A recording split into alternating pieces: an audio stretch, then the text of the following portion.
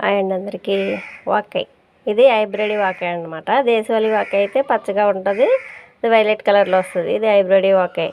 దీన్నే చెరీస్ కూడా చేస్తారు. ఇవి కోసి అందులోంచి గింజలు తీసి ఇందులో ఇప్పుడు మట్టిలో నాటుతున్నాను. చూడండి, భద్రంగా కోసి తీసానండి. కూర వండుతున్నాను. అందులోంచి కొంచెం ముదర గింజలు తీసాను అనమాట.